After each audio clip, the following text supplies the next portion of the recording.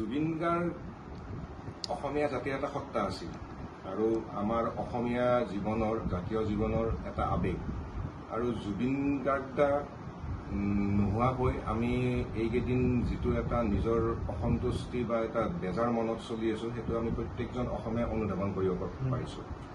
ডেকাৰ পৰা বুঢ়াৰ পৰা লগতে চেঙেলীয়ালৈকে সকলোৱে জুবিন গাৰ্গ মৃত্যুলৈকে তেওঁ সাৰ্থক হৈয়ে ৰৈ গ'ল। আমি কেতিয়াও ভবা নাছিলো যে জুবিন গাৰ্গৰ মৃত্যুৰ দিনা গোটেই অসমবাসী এনেকৈ ওলাই পেলাই তেওঁক শ্ৰদ্ধাঞ্জলি জনাব।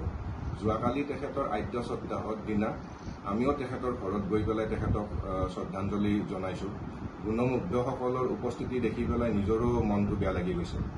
আশা কৰিছো অসম চৰকাৰৰ পৰা যে জুবিন গাৰ্গৰ মৃত্যুৰ ক্ষেত্ৰত যিখিনি অনীহা হৈছিল বা তেওঁৰ ছিংগাপুৰত গৈ পেলাই যিখিনি তেওঁৰ যিটো ঘটনা ঘটিল এই ঘটনাৰ যাতে এটা উচিত তদন্ত হয়। কাৰণ আমি বিভিন্ন নিউজৰ ক্ষেত্ৰতে দেখিছো বা বিভিন্ন নিউজ ছচিয়েল মিডিয়াত স্ক্ৰীনশ্বট কিছুমান দেখিছো তেওঁৰ মৃত্যুৰ লগত যে তাত বহু ধৰণৰ কিছুমান ঘটনা তাত জড়িত হৈ পৰিছিল। কিছুমান মানুহে তাত অনীহাও তেওঁক লৈ দেখা গৈছিল।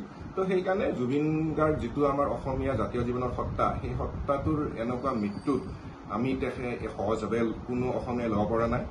আমি আশা কৰিছো এই চৰকাৰখনে যাতে তেখেতক ক্ষেত্ৰত ন্যায় দিয়ক আৰু আমাৰ অসমীয়া সমাজখনক এই চৰকাৰখনে সেই উত্তৰখিনি দিয়ে যাতে যে তেখেতৰ মৃত্যু কেনেকৈ ঘটিল।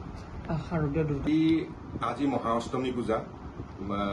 আজি এই মহা অষ্টমীৰ দিনাই দেৱী দুৰ্গাই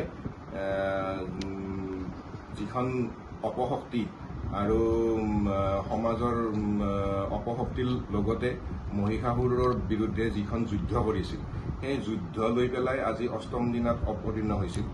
এইটোৱে হ'ল আজি অষ্টমী পূজাৰ তাৎপৰ্য। আমি আশা ৰাখিছো যে শাৰদীয় দুৰ্গা পূজাই এইবাৰ অসমবাসীৰ সুখ সমৃদ্ধি কঢ়িয়াই আনক। লগতে সমাজখনত যিখিনি অপায় অমংগল চলি আছে আমাৰ দুৰ্গতি নাশিনী দেৱী মা দুৰ্গাই যাতে এই অপায় অমংগলবোৰ নোহোৱা কৰি দিয়ে আৰু আমাৰ অসমীয়া মানুহখিনিক এটা সুস্থ সবল সমাজ গঢ়ি তুলিবলৈ যাতে এটা সাহস আৰু শক্তি প্ৰদান কৰে।